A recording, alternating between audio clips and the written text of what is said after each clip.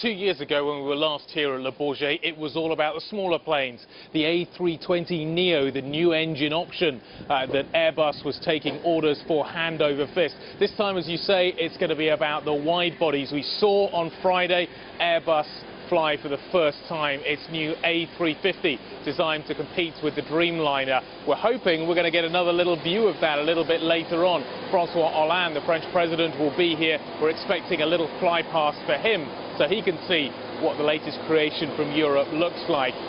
But it really is going to be a Boeing versus Airbus tussle once again.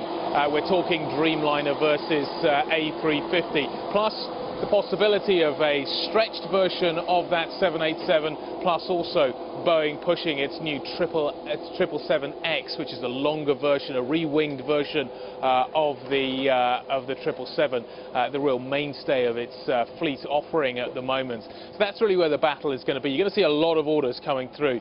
The airlines seem to be in good shape. As we heard from South Africa recently, IATA upping its expectations of profitability. So the airlines are going to be placing some big orders.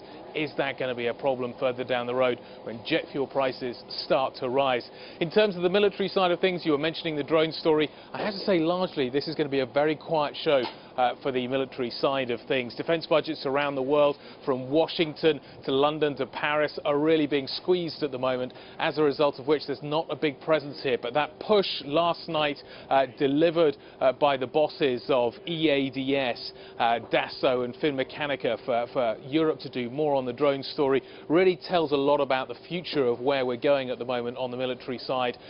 Drone story is going to be front and centre in many spheres of the aerospace world on the military side of things, and Europe needs to have a bigger footprint in that place. At the moment, it's the Americans and the Israelis that really dominate. So Europe is saying that's got to change, and maybe also change the way that the aerospace is handled, the airspace is handled, i.e. allowing some of these drones to operate in civil airspace. So a lot going on here, but definitely dominated by the wide bodies. You're going to see a lot of orders. We're already hearing potential orders coming through for the A380, the Super Jumbo, which is here for the first time in British Airways livery. We've seen that a little bit further down the tarmac. We'll show you some pictures of that later on. So expect a lot of orders to come through.